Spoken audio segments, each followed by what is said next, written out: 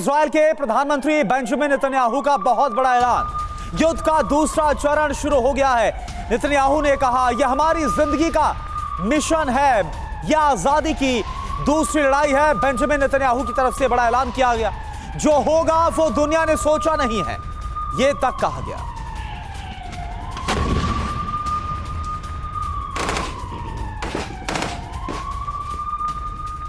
और इजराइल के रक्षा मंत्री ने भी बड़ा बयान दिया है। वो कहते हैं युद्ध का एक स्टेज पार कर लिया गया है, यानी पहला चरण पूरा हो गया है। सुरंगों में भी हमें कामयाबी मिली है, ये दावा किया है रक्षा मंत्री गैलेंट ने। इजराइल के जमीन के ऊपर ऑपरेशन काफी सफल रहा। आईडीएफ का ऑपरेशन जारी रहेगा, इस बात का जिक्र किया गया है इजराइल के डिफेंस मिनिस्टर की तरफ से।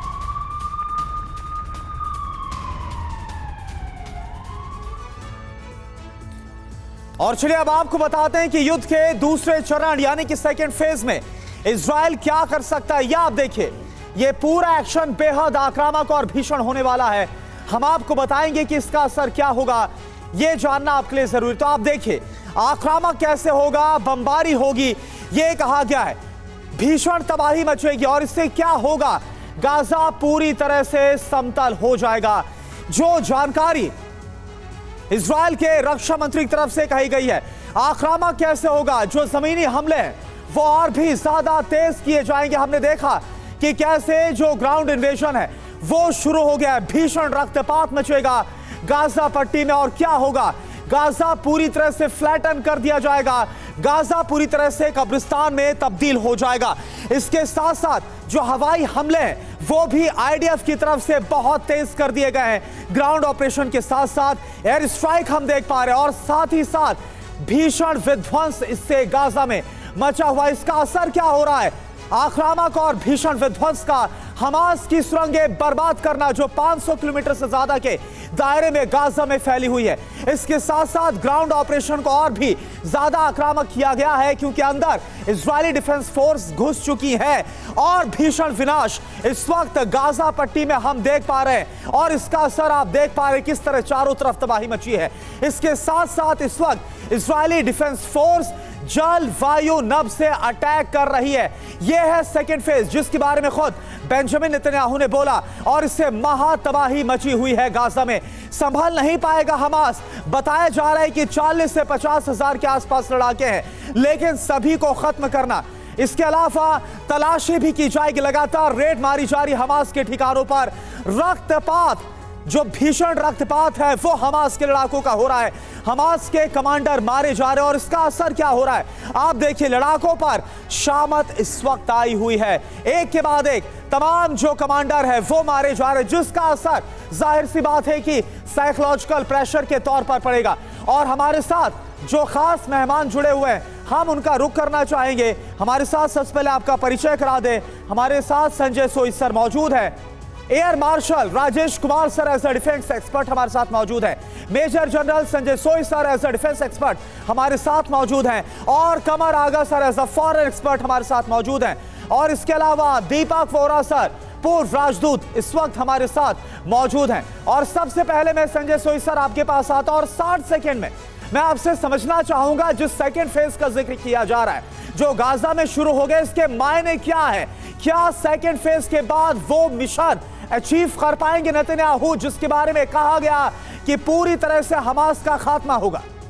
नहीं देखिए करुणा, बिल्कुल अगर उन्होंने जो मिशन किया है, मिशन तो पूरा करने के लिए बात की है, उसके बिना तो बात है नहीं। और जो उन्होंने फेस्ड मैनर में शुरू से किया कि bombardment, softening up of the defences, उसके बाद प्रोबिंग अटैक्स, धीरे धीरे टैंक अंदर के वापस आए और अब जाके उन्होंने झंडा गाड़ दिया है। झंडा गाड़ने का मतलब एक मैसेजिंग भी है कि देखो हम अंदर आ सकते हैं। दुनिया जो कह रही है कि अंदर आपने ग्राउंड अटैक शुरू किया तो काफ़ी इसकी हालत ख़राब होगी। तो ये जो बात है ये उन्होंने एक मैसेजिंग भी है झंडा गाड़ के। और इसके साथ ही जो अगला फेज़ है वो अब सर्च का और डिस्ट्रॉय करने का, एक एक करके टनल वॉरफेयर है, जिसमें बहुत समय लगेगा, वो इतना जल्दी नहीं होगा। और यही कारण है कि आप देखिए कि एक तरह से पूरे इलाके को उन्होंने आइसोलेट कर दिया, घेर लिया है। और ये कारण से हमास ने जो सोचा था कि जो कड़ा मुकाबला कर पाएंगे, क्योंकि आइसोलेट हो गए, उन्होंने सोचा था दुनिया भर के लड़ाके उनके साथ आएंगे, लोग खड़े होंगे, लेकिन देखा जाए तो खाली ईरान वो भी ज़्यादा सपोर्ट नहीं कर पा रहा है। जो पहले सपोर्ट देती वही है। एक बड़ी बात आपने कही कि दूसरा चरण शुरू होने के मायने ये है कि जो युद्ध होगा वो और विध्वंसक होगा। ये तो ट्रेलर भर ही है। एक और बड़ी खबर, फिर बाकी मेहमानों के पास चलेंगे। बंधकों की रिहाई पर बड़ी खबर मिल रही है। हमास ने रिहाई के लिए शर्त रख दी है। बंधकों के बदले अपनों की रिहाई की मांग की गई है। जेलों में बंद जो कैदी हैं, सभी कैदियों की रिहाई की मांग की गई है हमास की ओर से, बंधकों के बदले।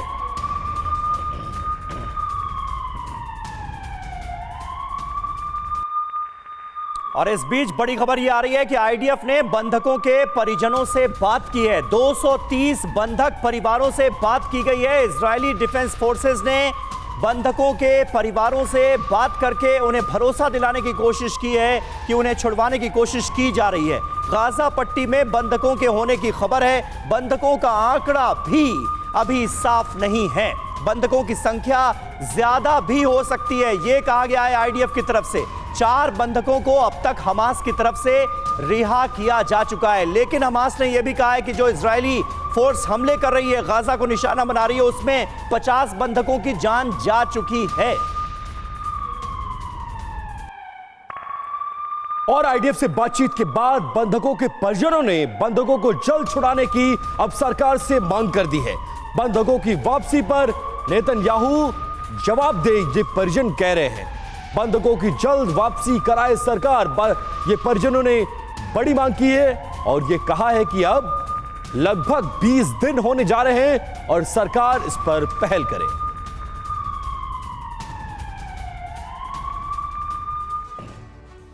तो देखिए, जिस तरह से इजराइल पर यह बर्बर हमला अंजाम दिया हमास ने, अब लोगों का गुस्सा भी बेंजामिन नेतन्याहू की ओर बढ़ रहा है। नेतन्याहू के खिलाफ गुस्से में है बंधकों का परिवार। क्यों, जरा हम आपको समझाते हैं। अब तक अगर आप देखें तो हमास के कब्जे में 200 से ज्यादा इजरायली बंधक मौजूद हैं। 200 से ज्यादा, कई तो विदेशी नागरिक भी हैं। मांग क्या है? जल्द से जल्द बंदियों को रिहा करवाया जाए। जी बिल्कुल, और इस मांग के बाद अब डर और दहशत का माहौल बढ़ गया। डर क्यों बढ़ा है वो अब जान लीजिए। गाजा में इजरायली बमबारी पहले से तेज हो गई है। इसमें शक और आशंका यह बढ़ गई है कि उसकी चपेट में परिवार ना आ जाए।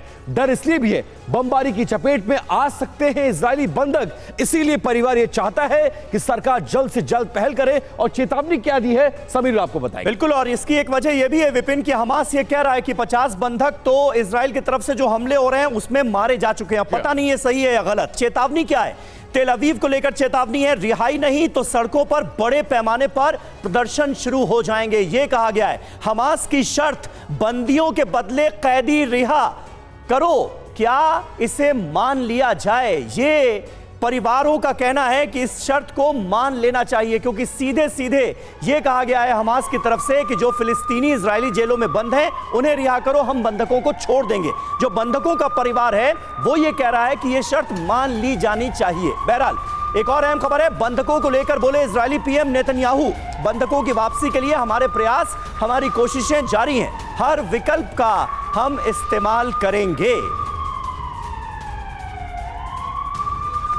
और हमारे साथ तमाम खास मेहमान मौजूद हैं और मैं कमर आगा साहब आपसे जानना चाहता हूं, ये बंधकों की अदला बदली की शर्त क्या लगता है नेतन्याहू मानेंगे? क्योंकि इससे पहले तो ये साफ कर दिया गया कि हमास से हम कोई बात नहीं करेंगे, उनसे किसी तरह का नेगोशिएशन नहीं होगा, लेकिन अब घरेलू दबाव भी बढ़ता नजर आ रहा है बेंजामिन नेतन्याहू पर। देखिए, कई चीज़ हैं, वो डायरेक्ट बात तो नहीं कर रहे हैं, मगर कतर के थ्रू बातचीत चल रही है।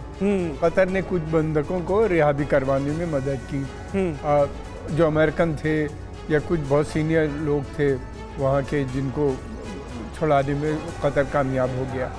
और आगे भी वही। देखिए, एक तो पहली बात ये कि गाज़ा में जो हमास है वो सारे बंधकों को तो छोड़ेगा नहीं। इसलिए नहीं छोड़ेगा कि अगर बंधकों को छोड़ दिया तो फिर तो इजराइल बिल्कुल फ्लैटन कर देगा, उनकी टनल्स भी, उनका पूरी बर्बादी हो जाएगी चारों तरफ। तो इस वजह से वो कह तो ज़रूर रहे कि हम सारे बंधक छोड़ने पे तैयार हैं, मगर यह है कि वो स्टेप बाय स्टेप छोड़ेंगे और ताकि दूसरी तरफ से भी बराबर धीरे धीरे छूटेंगे। दूसरी तरफ ये भी है कि नेतन्याहू साहब का मानना ये है कि ये जंग लंबी है। इसके मतलब ये है कि वहाँ पे ये जो लोग हैं उनको गाज़ा छोड़ना पड़ेगा। इसलिए कि बात इस बात की हो रही है कि उस शहर को, उस एरिया को पूरा फ्लैटन करने का प्लान है।